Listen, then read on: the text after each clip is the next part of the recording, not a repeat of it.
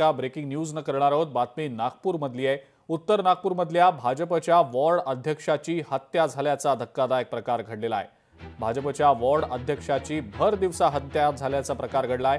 Yashodhara police स्टेशनच्या हद्दीतल्या kanji house परिसरात धारदार शस्त्राने वार करून ही हत्या झालेली आहे। सचिन साहू असं मृताचं नाव आहे। तो उत्तर नागपूरमधील वॉर्ड अध्यक्ष होता आणि जुन्या पैशाच्या देवाणघेवाणीच्या वादातनं ही हत्या झाल्याचा पोलिसांनी संशय व्यक्त केलेला आहे।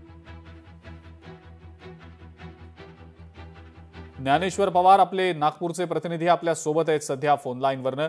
ज्ञानेश्वर, पूर्ववैमनस्यातून हा सगळा प्रकार घडल्याचं पोलिसांचा प्राथमिक तपास सांगतोय असं समजतंय।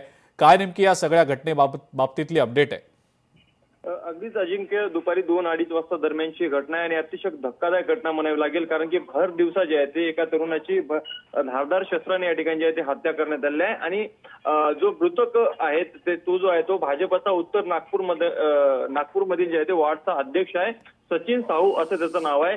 आज दुपारी तो आपल्या मुलाचा आज वाढदिवस होता, त्यासाठी साहित्य खरेदी करण्यासाठी जे आहे ते बाजारात गेलेले असताना जे आहे ते एकूणच रस्त्यामध्ये 3 ते 4 जणांनी येऊन धारदार शस्त्राने तिची हत्या केल्याचं जे आहे ते घटना घडली आहे। आणि एकूणच आता पोलीस या हत्येमागचं नेमकं कारण काय याचा तपास करत आहे। मात्र सध्याला जी बाजू आपल्याला जे आहे ते समोर येते त्यामध्ये असं कळतंय की काही पैशाच्या देवाणघेवाणीच्या वादातून ही हत्या झाली असावी असा देखील एक सूर जो आहे ऐकायला मिळतो। तर दुसऱ्या बाजूने जे आहे ते गणेश उत्सवादरम्यान या काही जणांसोबत सचिन साहू याचा वाद झाला होता आणि त्या वादामधूनच या पूर्ववैमनस्यातून ही हत्या जी आहे ते झाल्याचे जे आहे ते सांगण्यात येत आहे। मात्र एकूणच घटना काय आहे ते त्याचा पूर्ण तपास आता पोलिसांकडून केला जातोय। मात्र भर दिवसा अशा पद्धतीने उपलब्ध नागपूरमध्ये हत्या झाल्याने या आरोपींना जे आहे ते आता कुठेतरी पोलिसांचा खाकीचा आणि कायद्याचा धाक राहिला नाही का असा सवाल जे आहे ते सर्वसामान्य नागरिकांकडून। ज्ञानेश्वर, पण हा हल्ला नेमका कुणी केला? या सचिन साहूची हत्या नेमकी कुणी केली? काही प्राथमिक तपास त्या संदर्भातला पोलिसांचा झालाय का? पोलिसांनी काहींना ताब्यात देखील या प्रकरणी घेतलंय का? काय नेमकी त्याबद्दलची अपडेट आहे?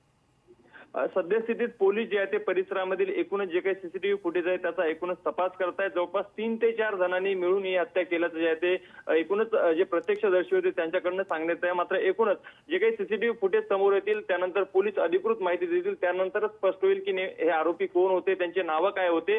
मात्र सद्यस्थितीमध्ये आता संपूर्ण तपास जे आहे ते पोलिसांकडनं केला जातोय। परंतु आज आपल्या मुलाचा वाढदिवस असताना अशा पद्धतीने भरदिवसा जे आहे ते सचिन साहू यांची हत्या करण्यात आल्याने कायदा सुव्यवस्थेचा प्रश्न जे आहे ते मोठ्या प्रमाणामध्ये नागपूरमध्ये निर्माण झालं सध्याला चित्र पाहायला मिळते। ठीक आहे ज्ञानेश्वर, धन्यवाद। सविस्तर माहिती आपण दिलीत त्याबद्दल।